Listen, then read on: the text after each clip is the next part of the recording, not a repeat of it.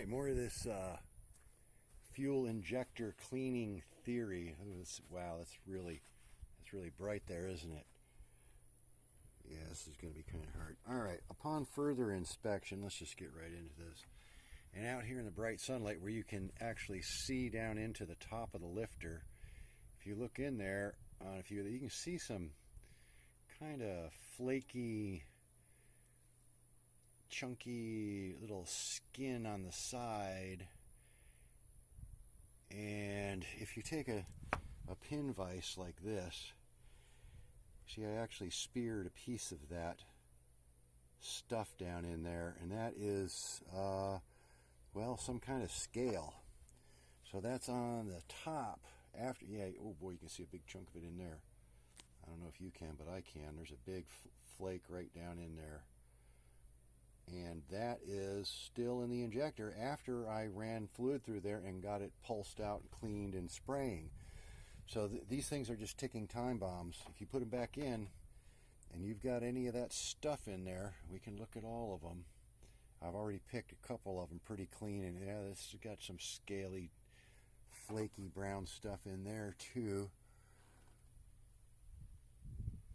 Yeah, I can see some. Yeah, see all that discoloration? It's not supposed to be rust colored and tan inside there. I'm pretty sure. Now this one, it's got it in there too. Yeah, so I'm going to go around with a probe, but I think these lifters might just, like I said, be a ticking time bomb. These are just, now that one looks pretty clean in there. That doesn't look super duper bad. I'm not seeing flakes, at least. I don't see a big, huge bunch in there. But some of these are pretty bad.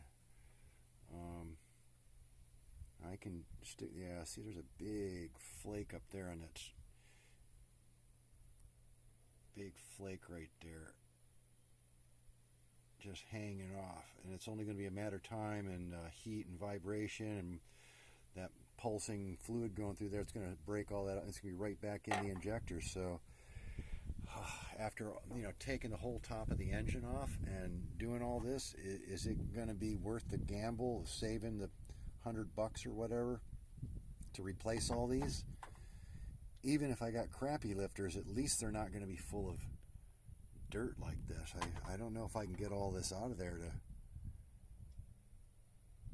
to clean them. There's a big chunk in that one. And I numbered all my injectors with the dots there so I could tell exactly where they went.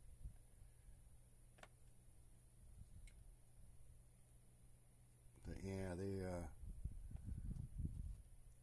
definitely got some flaky stuff in there. So be advised that you can shoot some cleaner through there and they'll spray, but if you gotta really inspect those things, get in the top and look in there and poke around in there with a pin vise with a piece of wire brush on it, and you can get stuff out of there. It does not look good. I don't think I'm gonna risk putting these back in there.